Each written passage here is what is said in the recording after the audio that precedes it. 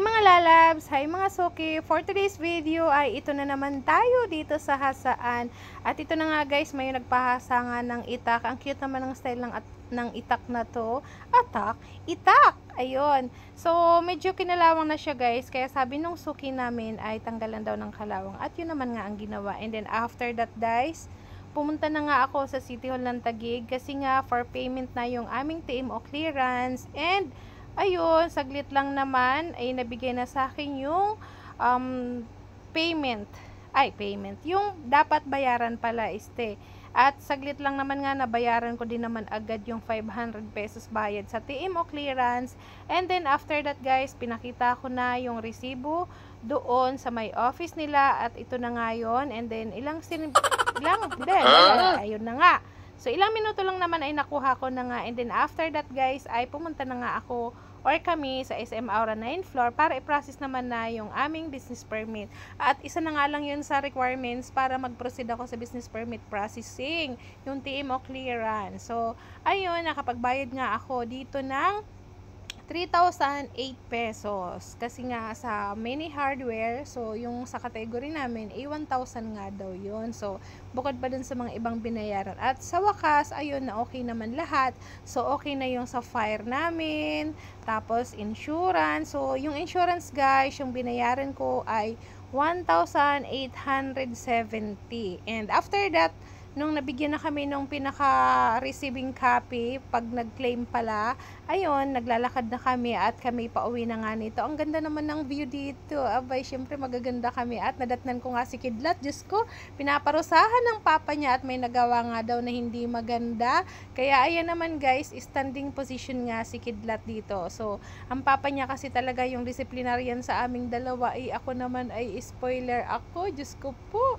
Kaya alam niyo na guys, pagka nag-aanak talaga kami ng tao, ayun nga ang magiging ako ang spoiler at si Anthony yung disciplinarian. Ayun, at kinabukasan na nga, ito na nga yun guys, maraming ang nagpahasa sa amin. At ito yun, Sabado ng umaga na to guys. So kadugtong lang to nung kahapon na Friday. At kunti nga lang yung mga nakuha kong video dahil medyo busy ang person at nabulol na naman nga. Diyos ko, pagpasensyahan nyo na talagang aking voice over, charis! So, yun na nga guys. Ay, Diyos ko po, napiyok pa.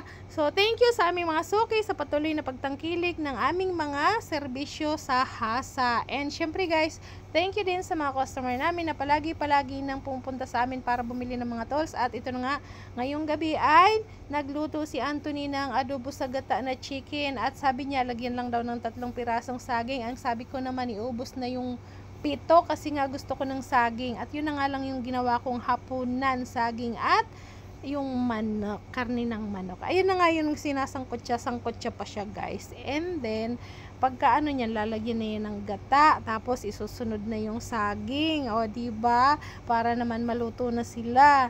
Tapos niyan, ayan, nilagyan niya ng mga pampalasa. Ayan, sinama ng sangkot siya. Sinama ng pinalambot yung saging na saba. O, diba? Ang dami. And naano pa nga siya dyan sa akin, guys. Kasi yung pagkahiwa ko, hindi pantay-pantay yung una daw. Okay, dapat pahaba. At ayan, bigla na nga naging punggok. So, yun, luto na. Ay, Diyos ko, kakain na. Lalalaway na ako dito. Ang sarap naman, guys. Alam niyo na kung anong kakainin ko lang dito talaga.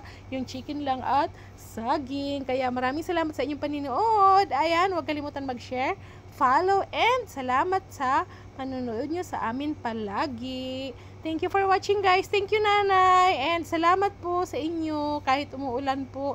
Ayan talaga yung nagpahasa pa kayo sa amin. Kaya naman po, thank you so much. Ingat po sa inyong pag-uwi. Diyos ko po. At madulas po ang daan. Ayan, ang sarap siguro maging ni nanay, maging lola. Kasi feeling ko disciplinarian siya na mabait na lola at mapagmahal. So, yun lang. Babush!